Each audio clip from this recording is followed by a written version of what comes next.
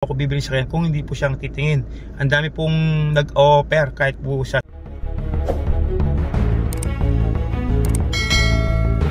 Guys, shut up. Muli tayong pinagpala sa araw na ito. Nakarating tayo sa lugar ng Angeles.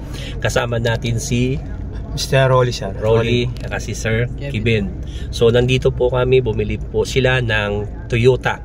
At sinamahan na trace tayo ni Sir. Sabi niya sa akin, hindi daw siya bibili kapag hindi ako mag-check. Opo. So ito nga, nandito tatalungin natin siya kung anong masabi niya sa pag-check po natin ng kanyang unit na napupusuan. Sabi nga niya 5 years niya pong pinag-ipunan. So shout out muna, Sir. Shout out po sa mga followers ni Sir Pads po.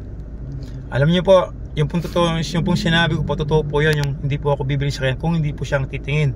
Ang dami pong nag-offer kahit po sa shop po namin na ganyan-ganyan. Pero mahirap pong magtiwala.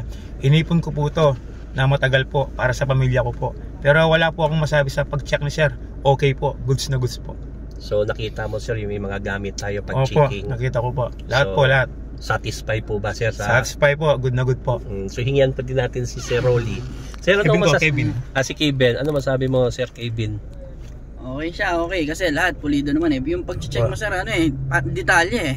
Detalyado eh. Kaya, syempre, tiwala naman kami, Sir, di ba? Tiwala kami na kung sinabi mong kukunin, syempre.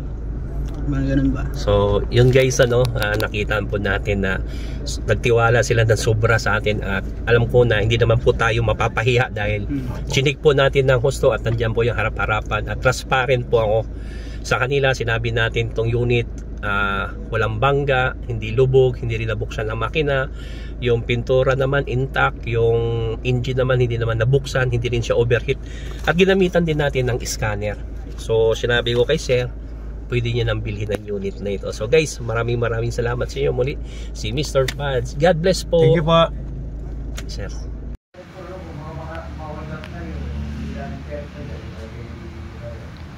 Kabayaran na.